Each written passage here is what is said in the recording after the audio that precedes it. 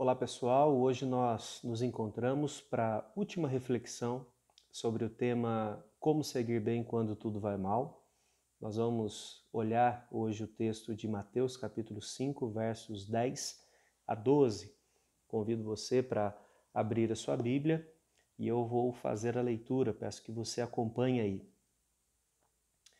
Diz assim: Bem-aventurados os perseguidos por causa da justiça, porque deles é o reino dos céus. Bem-aventurados sois, quando por minha causa vos injuriarem e vos perseguirem, e mentindo disserem todo mal contra vós. Regozijai-vos e exultai, porque é grande o vosso galardão nos céus. Pois assim perseguiram os profetas que viveram antes de vós. Irmãos, mesmo pessoas que acabam de chegar na fé cristã, ao ler o Evangelho, são sempre confrontadas ou, na verdade, ensinadas que seguir a Jesus implica em ir na contramão do mundo.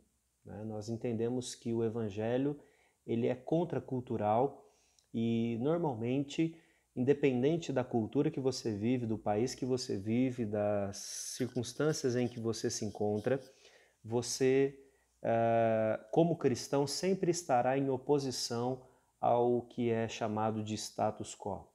Ou seja, nós sempre estaremos na tensão contra este mundo. Isso porque Jesus nos ensina, nós temos nas Escrituras claramente isso descrito, que o reino de Jesus não é desse mundo, que os princípios que ele segue são princípios mais elevados do que o deste mundo, e isso sempre nos coloca em uma condição de perseguição. Se não bastasse isso, o próprio Jesus diz que por ser discípulos dele, nós seremos perseguidos, né? E esse texto, ele vai trazer então essa afirmação de que não apenas seremos perseguidos, mas especialmente, e aqui é que você precisa atentar, que nós somos bem-aventurados, ou seja, nós somos muito abençoados quando nós somos perseguidos por causa da justiça de Cristo, né? Eu quero aproveitar esse momento e fazer a indicação para vocês de um livro. Me parece que vai aparecer ao contrário aí para vocês, tá bom? Mas o livro se chama Perseguidos, o ataque global aos cristãos. É um livro da editora Mundo Cristão, o autor é o Paul Marshall, um dos autores. E esse livro é um livro que me trouxe, na minha opinião, o melhor livro a respeito disso. Ele é um livro que traz, então, um quadro geral e histórico até de como funciona no mundo em que nós vivemos, em vários países, a perseguição. Ele traz algumas causas, essas causas ele aponta em alguns momentos as questões políticas, as questões ideológicas, as questões de tradição de alguns povos e como isso trouxe perseguição aos cristãos. E ele faz alguns apontamentos, algumas coisas que são muito interessantes. Uma delas é, por exemplo, ele dizer que nem sempre a perseguição traz crescimento. Há um consenso, né, há uma ideia, há um senso comum na igreja de que ao ser perseguidos a igreja sempre cresce. E ele aponta alguns países, por exemplo, o Vietnã, em que a perseguição não trouxe crescimento. Também não foi a questão de extinguir o cristianismo nesse país, mas trouxe problemas sérios, né, para a fé cristã. Fora isso, irmãos, você recebe provavelmente semanalmente informações de cristãos sendo perseguidos, né? Em tempos recentes nós acompanhamos de uma forma totalmente absurda, quase que ao vivo, cristãos sendo decapitados, sendo mortos em países islâmicos. E a notícia dessa última semana é que, por exemplo, o Irã, o Irã, determinou que os cristãos que, nas duas opções, né, ou o cristão que transmite um culto online ou aquele que assiste e for pego, pode ser preso, né? E isso é muito fácil de acontecer porque celulares e computadores têm ali aqueles números, né, onde é possível rastrear. Então, existe uma perspectiva de que isso vai ser devastador, né, para os cristãos daquele país, porque serão perseguidos por causa disso, né? Veja, irmãos, que hoje, por exemplo, nós adotamos, né, essa questão do culto online e nós sabemos que não é a melhor opção, né? Mas mesmo assim nós temos a liberdade de fazer isso. Inclusive, se você tem alguma rede social, você vê todos os dias muitas pessoas fazendo lives, fazendo cultos e uma série de coisas. E existem países em que isso é proibido, né? Que as pessoas são perseguidas por causa disso, né? Então, quando nós falamos sobre essa questão da perseguição, e especialmente olhando para o texto que nós lemos aqui, nós precisamos tomar aqui a consciência do que de fato Jesus está dizendo para que a gente não se aproprie do texto de uma maneira equivocada, né? Então, eu quero começar essa mensagem falando a respeito do que não é ser perseguido ou né, em outras palavras, o que Jesus não está prometendo no texto para que a gente não se engane e aí a gente vai achar que Jesus mentiu para nós ou nos enganou e na verdade foi um equívoco nosso, do nosso entendimento a respeito do que Jesus está dizendo, né? Então, irmãos, pensando no nosso quadro hoje político, no nosso país, alguns cristãos, inclusive pastores famosos, né, eles têm adotado posições políticas, ideológicas, e acabam colocando o cristianismo como se fosse expressão, né, daquelas ideias, ou o contrário, aquelas ideias são expressão completa do que o cristianismo significa. E isso acontece nos dois quadros, na direita e na esquerda, tá certo? Dito isso, é importante a gente destacar que muitas pessoas acabam sendo perseguidas, insultadas por causa das suas opiniões. Então, quando algum pastor, algum crente se levanta trazendo as ideias bíblicas a partir da leitura da esquerda, sempre vai ter quem critique e a direita a mesma coisa. Essas pessoas, normalmente, elas se apropriam desse texto de Jesus e outros textos para dizer que, de fato, todo mundo que quer fazer as coisas do reino de Deus vão ser perseguidas. Mas essa pessoa não está sendo perseguida por causa das ideias do reino de Deus. Ela está sendo perseguida por causa das ideias políticas dela, certo? E aonde ela procura condensar o cristianismo dentro dessas ideias. É importante a gente entender que o cristianismo ele está acima da política, acima das ideologias, né? Há uma expressão comum nos livros, né, na ideia de cosmovisão cristã, de que o cristianismo ele é acima de toda essa questão cultural, política, ideológica, né? Quando então nós tentamos reduzir o cristianismo o cristianismo precisa prestar assistência social, porque essa é uma ideia da esquerda, ou o cristianismo precisa ser moral e ter princípios morais, porque é isso da direita, nós estamos fazendo um equívoco e a pessoa que pretende, né, se blindar de perseguições ou de coisas porque Jesus disse que isso aconteceria, essa pessoa está equivocada. Ela está sendo perseguida por causa das ideias políticas dela, não necessariamente por causa das ideias cristãs que ela tem. E aqui cabe dizer uma coisa, irmãos, que é o seguinte: nós temos ouvido muito o nome de Deus por aí na televisão, né? Todo mundo fala de Deus e Deus é isso, Deus é aquilo, né? Virou até um slogan, né? Deus acima de tudo. Nós, como cristãos, eu acho que você até aqui, nessas reflexões que nós estamos fazendo, já deve ter entendido isso, que a pessoa que é bem-aventurada, aquela pessoa que está seguindo o que Jesus disse, ela é uma pessoa que precisa ter uma percepção mais fina, mais apurada das coisas, né? Nós não podemos seguir as ideias de uma maneira sem reflexão. Isso significa que não é porque a pessoa está citando a Bíblia, versículos, ou até mesmo dizendo que serve a Deus, que isso significa que ela sirva o Deus da Bíblia, o Deus verdadeiro, ou que ela esteja comprometida com o Deus verdadeiro. Então, nós temos inúmeros casos de esquerda e de direita de pessoas indo à igreja, de pessoas aceitando Jesus, e eu faço aqui bem assim, né, aceitando Jesus, porque primeiro que eu não gosto dessa ideia de aceitar Jesus, quem aceita é Ele quem aceita a gente. E segundo, que muitas vezes isso é uma performance, né? Para que as pessoas fiquem convencidas de que isso é importante.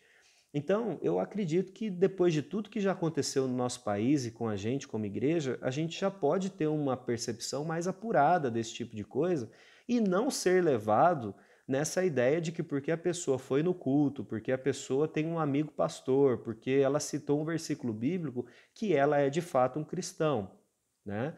Eu acho que a gente já pode ter essa maturidade de entender que é bem diferente uma coisa da outra, ok?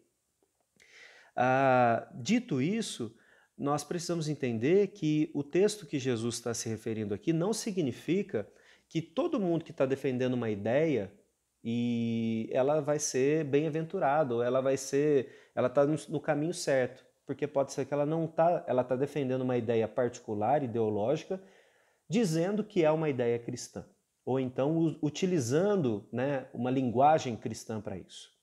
Uma outra coisa que é importante a gente dizer é que Jesus não está dizendo que bem-aventurado é aquele que é perseguido porque defende a bandeira da sua igreja ou da sua denominação.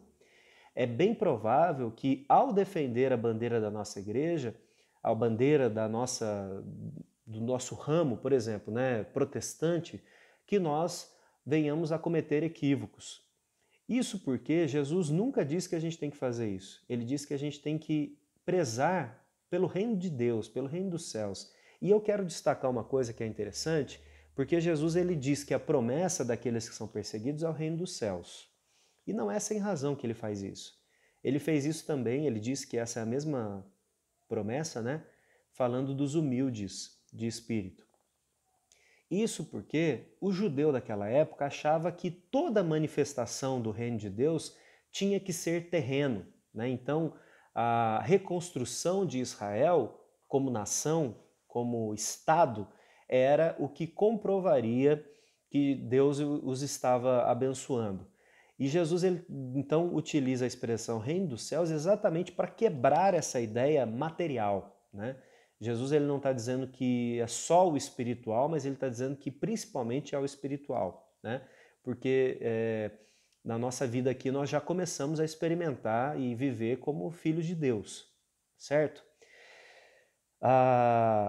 E talvez, né, nós, no ímpeto de defender a nossa denominação, a nossa linha teológica, seja lá o que for, nós acabamos esquecendo que nós não somos desse mundo, que nós somos peregrinos, que nós somos forasteiros aqui, né? E que mais do que defender uma estrutura, nós precisamos defender aquilo que é a fé em Jesus. Eu não estou dizendo que a gente não tenha que ter opinião, que a gente não tenha que estudar para poder dar razão daquilo que a gente segue. Por que eu sou presbiteriano e não sou batista? Mas isso, quando se torna um campo de batalha, certamente qualquer um dos lados já perdeu, porque nós deixamos de discutir e de viver aquilo que de fato é essencial. Então, leia novamente o texto aí para você ver que Jesus está dizendo que bem-aventurados são os perseguidos por causa da justiça. Não é por causa da denominação, não é por causa da posição política. E isso aqui é fundamental, porque o que é então ser perseguido por causa da justiça? Olha o exemplo de Jesus, né? Ainda que Jesus fosse acusado de iniciar uma nova religião, Jesus não estava fazendo isso. Jesus, ele ratifica os mandamentos de Moisés, Jesus ratifica a piedade, a espiritualidade, Jesus vive fielmente uma vida espiritual dentro daqueles modelos que estavam prescritos, mas ele não se vende ao modismo, ele não se vende ao status, né, das roupas e da forma como os fariseus faziam, e isso é o que incomoda as pessoas. Então, buscar a justiça ou ser perseguido por causa da justiça é ser perseguido porque você vive, de fato, a essência do que é ser um cristão, né?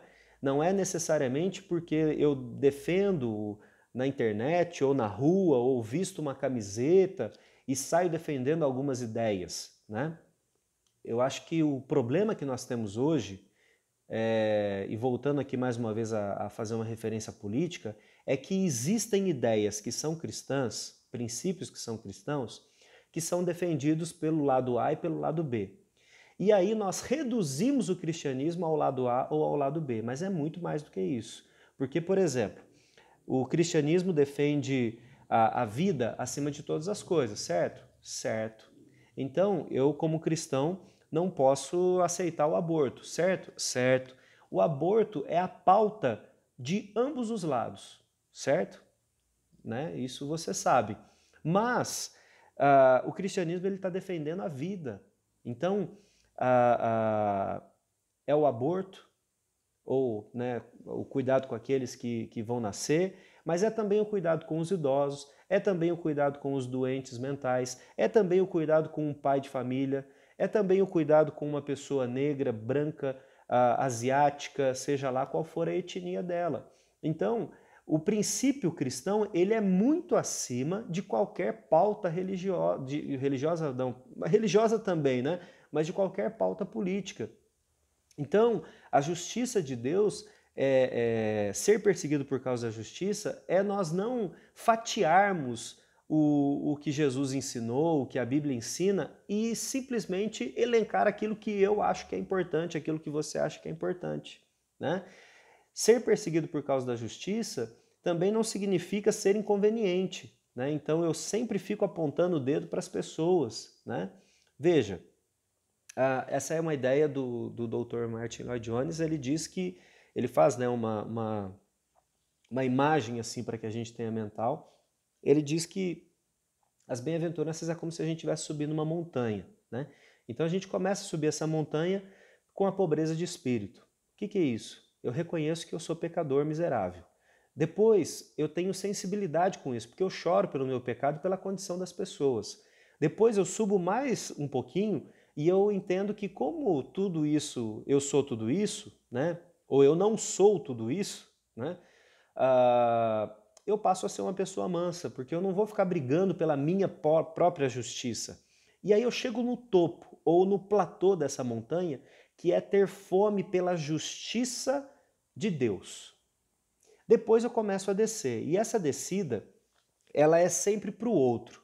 Então eu começo sendo misericordioso, depois eu começo sendo puro de coração, depois eu passo a ser pacificador, e basicamente quando eu chego lá no vale, eu sou perseguido. E até estranho, né? Porque eu sou perseguido logo depois de tentar pacificar. Isso significa que a minha tentativa de pacificar não significa que todo mundo vai entender. E aí, pode ser que por tentar pacificar é que eu vou ser perseguido, né?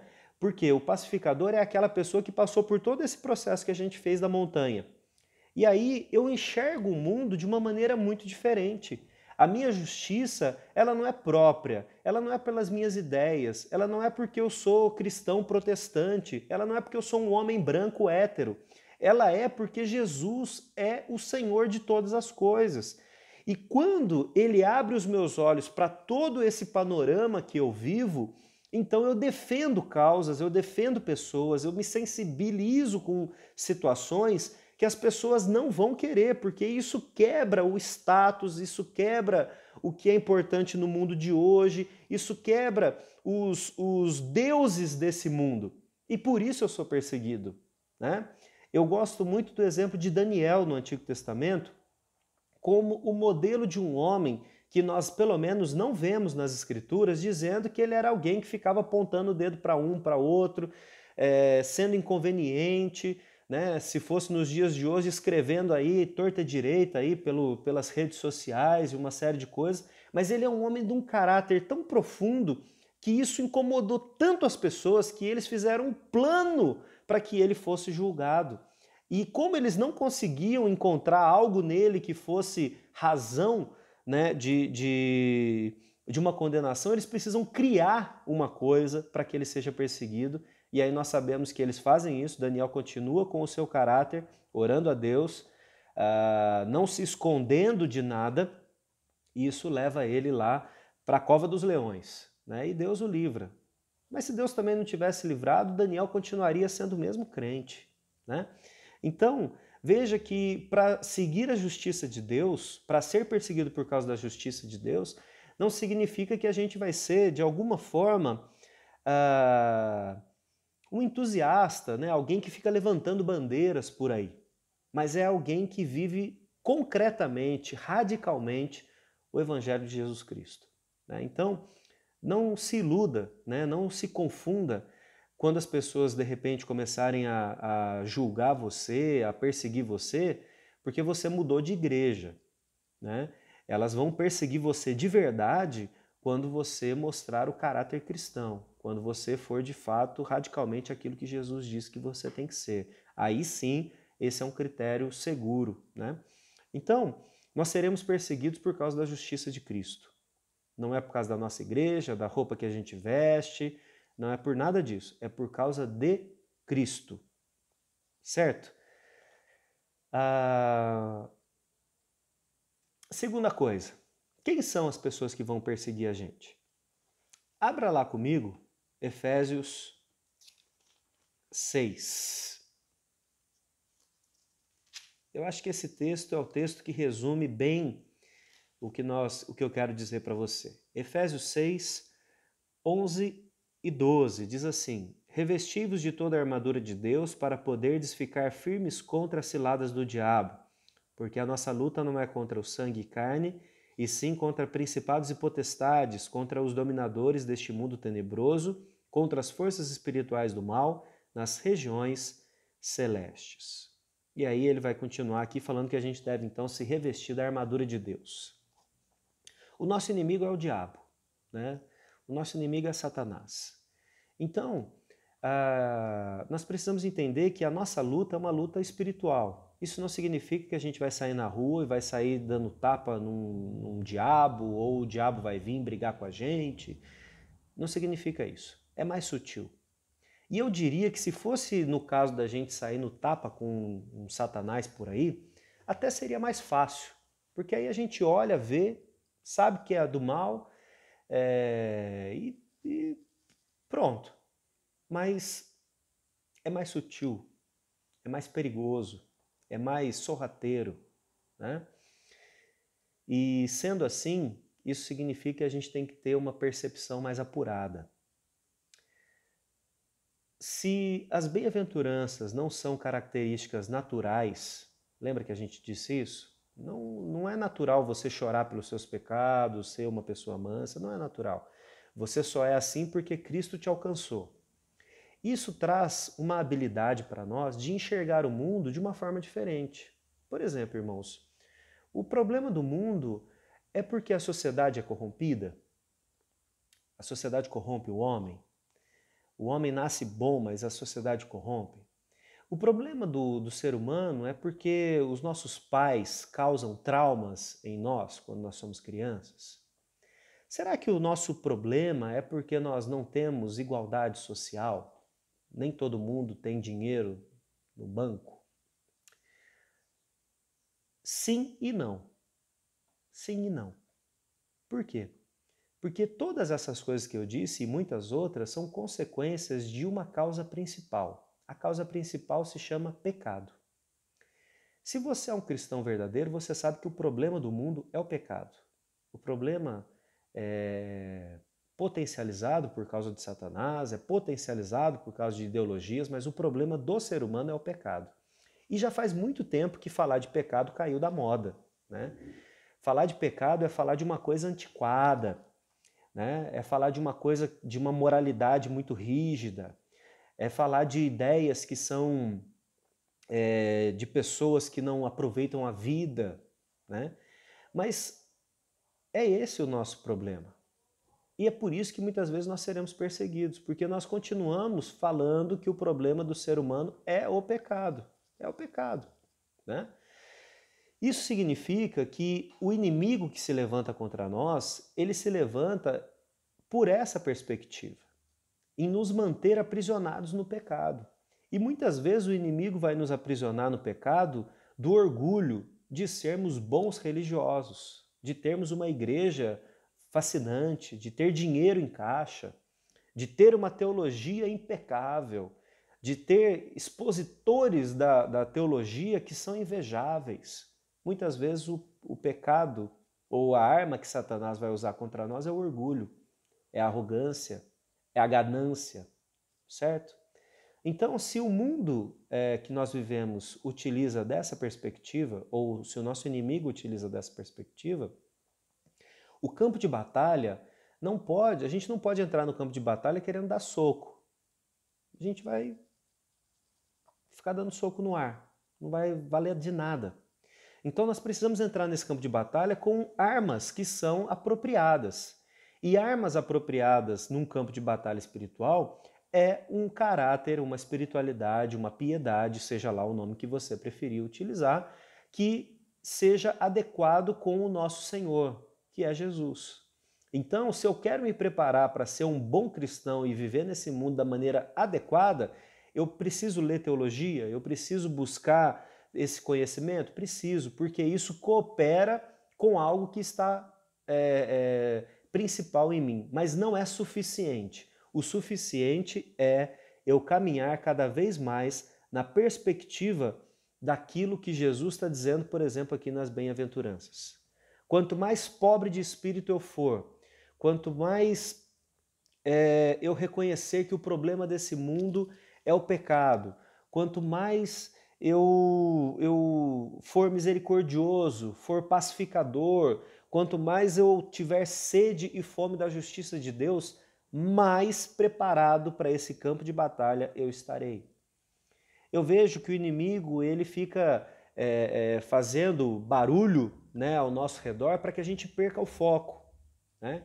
Então, enquanto tem muita gente aí brigando para que a igreja, né, se estabeleça, o reino de Deus está perdendo. Lembra naquilo que eu falei? Jesus fala que a recompensa é o reino dos céus, para que a gente entenda que esse tempo aqui é passageiro, né? A igreja ela pode ser a maior igreja, ela pode, né, ser oficial, ela pode eleger um presidente, mas isso não vai resolver, porque o nosso campo de batalha não é esse, né? Então, quando a gente fala sobre batalha espiritual, nesse sentido que a gente está lutando contra um inimigo que é espiritual, nós precisamos entender que é claro que ele vai utilizar da influência que ele tem sobre pessoas. E a pessoa que ele pode estar influenciando hoje para te perseguir pode ser o seu patrão, pode ser o seu colega de trabalho, pode ser o prefeito da sua cidade, pode ser os vereadores, pode ser qualquer pessoa, né? Pode inclusive ser o pastor da tua igreja. Se ele não for um homem crente, pode ser, certo? Então a gente precisa ter essa percepção espiritual, de entender que a nossa luta ela não é uma luta que a gente vai sair dando soco por aí, mas ela é uma luta que é vencida no campo da oração, que é vencida no campo da devoção a Deus, que é vencida no campo de uma espiritualidade que se compõe de elementos não visíveis necessariamente, mas que acabam sendo visíveis, porque quando eu tenho uma espiritualidade consistente, o meu caráter é consistente. Quando eu tenho uma vida piedosa, uma vida de oração, as pessoas percebem isso através do jeito que eu falo, através do jeito que eu vivo. É impossível que eu fique dissociado nesse sentido, né? Então, o principal inimigo que a gente tem é esse. Mas a gente tem outros inimigos, né? Porque talvez a gente ache que os inimigos nossos são os ateus, né? São os professores de ciência, são os professores, sei lá, de sociologia, né, que falam das ideologias e tudo. Esses necessariamente não são os nossos inimigos, né? Os nossos inimigos eles podem estar do nosso lado da igreja. Quer ver? Abra lá em João, Evangelho de João, capítulo 16.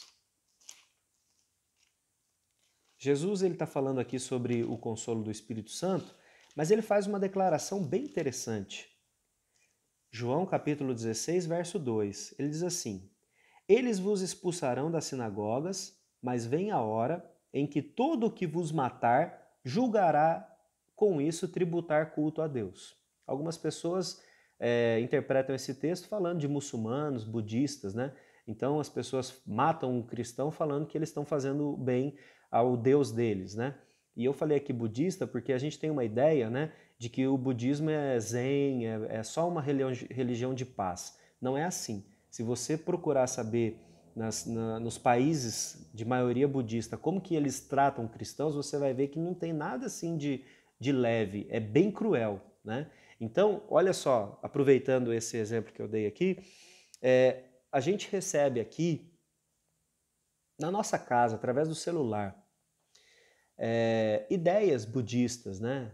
Zen, meditar, fazer determinadas coisas, em si não há problema nenhum, tá? Em meditar, na verdade a Bíblia fala que a gente tem que meditar. Mas nós vamos nos apropriando, né? Nós vamos recebendo ideias de fora e nós vamos engolindo tudo isso como se fosse uma coisa boa, tudo é positivo, pensamento positivo e tudo mais. E nós não paramos para pensar que essas ideias que chegam assim sorrateiras sobre nós acabam, né, na prática lá, nos outros lugares, sendo instrumento para matar irmãos nossos, irmãos que confessam a Jesus como eu e você. Então veja, o campo de batalha ele é um campo claro, onde tudo está acontecendo assim muito fácil para a gente enxergar? Não. Ele é um campo de batalha onde nós necessariamente precisamos ter uma percepção apurada, espiritual. E do que eu estava dizendo, do texto de João 16, isso acontece muitas vezes dentro da igreja, irmãos. Porque não é só gente de outras religiões que matam cristãos achando que estão fazendo bem ao seu Deus. Muitos cristãos são perseguidos por gente de dentro da própria igreja, né? Então tem gente que não quer seguir o evangelho de Jesus, ela quer manter o status quo. E seguir o status quo significa manter uma hierarquia, significa manter determinadas coisas que não são bíblicas e que fazem mal à igreja, né? Então nós precisamos entender que é necessário um rompimento com esse tipo de coisa. Em nome do evangelho, não em nome de uma nova forma de domínio, né? Então os nossos inimigos, eles podem ser de fora, mas muitas vezes eles estão dentro. Eles estão dentro. Por fim, qual que é a conclusão que a gente chega? Jesus ele foi, né, radical aqui, ele disse, olha, vocês vão ser felizes, vocês são abençoados quando vocês forem perseguidos por causa da justiça. Eu penso, irmãos, que depois que a gente tem pobreza de espírito, chora pelos pecados, é manso, tem fome de justiça, é misericordioso, é puro de coração e é pacificador, ser perseguido por causa da justiça do reino de Deus é uma coisa que a gente quase que espera acontecer. Porque a gente percebe que o mundo que a gente vive está tão desalinhado com Deus que à medida que eu vou me alinhando com Deus, é natural que essas coisas aconteçam. A perseguição de estar alinhado com Deus, ela começa dentro da nossa própria casa. É por isso que Jesus falou que muitas vezes o problema que a gente vai ter é de pai contra filho, irmão contra irmão, né? Porque a maneira pecaminosa de viver, ela leva a nossa família, os nossos valores para um lado. E quando a gente fala, não, eu vou viver de acordo com o que Jesus diz, é possível que a sua própria esposa, que o seu marido não goste. Que o seu marido, que a sua esposa reclame, fala, não, mas você está diferente, agora você quer fazer as coisas certas, a gente sempre fez de outro jeito, né? E isso pode trazer problemas para a gente, né? Isso pode trazer desconforto para a gente. Se você é um funcionário que até hoje você aceitou corrupção, ainda que você não seja corrupto, mas você via essa corrupção e não fazia nada, e de repente você resolve acertar as coisas, você vai ser perseguido, né? Vão te chamar de puritano, vão te chamar de santinho, né? É possível que você perca o seu emprego, né? Se você é um comerciante que até então não tinha problema em fazer as coisas, de repente, sei lá, sem nota, sei lá, não sei, alguma coisa que não é talvez um crime, ou é crime também, né? Mas todo mundo faz e você não fazia, e você fazia, e você resolve não fazer, pode ser que você perca clientes, que a sua empresa talvez venha passar dificuldades, né? Então a gente precisa entender que talvez a nossa perseguição não vai ser igual àquela que nós vimos recentemente, em que vão vestir um macacão laranja em nós, uma touca na nossa cabeça e vão cortar o nosso pescoço, se a gente não negar o nome de Jesus. Talvez a nossa perseguição ela vai ser uma perseguição a longo prazo. E é por isso que a nossa espiritualidade precisa estar em dia. Porque eu penso, irmãos, que se alguém colocasse uma faca no nosso pescoço e dissesse, nega Jesus ou morre, eu acho que muitos de nós ia falar, não vou negar. Eu sei que minha vida não é só isso aqui. Eu sei que minha vida não é isso aqui. Então passa esse fio aí logo, né? Mas, por outro lado, ser perseguido ou ver a sua empresa, ver a sua vida, os relacionamentos que você tem se afastando de você durante 1, 2, 10 anos, né? Vendo que você está recebendo prejuízo no seu corpo, na sua família, talvez os seus filhos, né? Trazendo questionamentos para você, mas por que, pai, que a gente não pode fazer? Mas por que, mãe, que a gente não pode fazer? Isso talvez seja muito mais difícil para a gente lidar. Mas é importante a gente entender que à medida que a gente se alinha com o reino de Deus, nós somos bem-aventurados, nós somos felizes, nós somos completos. Veja só o que o Eugene Peterson, né, aquela tradução, a mensagem, como ele traduz o versículo 10. Ele diz assim: abençoados são vocês cujo compromisso com Deus atrai perseguição. A perseguição os fará avançar cada vez mais no reino de Deus. Então, à medida que eu vou me negando a esse mundo e me apropriando do reino de Deus, eu vou tendo uma percepção mais clara das coisas. Eu vou percebendo que necessariamente ter mais dinheiro não me traz mais felicidade, né? Que ter status necessariamente não me faz uma pessoa mais abençoadora para os outros, né? Que, enfim, essa percepção ela vai se tornando mais fina e nós vamos entendendo então que o mundo que vale a pena ser vivido é um mundo diferente do mundo que o pecado traz. Uma outra coisa é que Jesus diz que nós teremos uma recompensa no céu, né? Veja só também o que o Eugene Peterson diz no versículo 11 e 12. E isso não é tudo. Considerem-se abençoados sempre que forem agredidos, expulsos ou caluniados para me desacreditar. Isso significa que a verdade está perto de vocês o suficiente para os consolar. Consolo que os outros não têm. Alegrem-se quando isso acontecer. Comemorem, porque ainda que eles não gostem disso, eu gosto. E os céus aplaudem, pois sabem que vocês estão em boa companhia. Meus profetas e minhas testemunhas sempre enfrentaram essas mesmas dificuldades.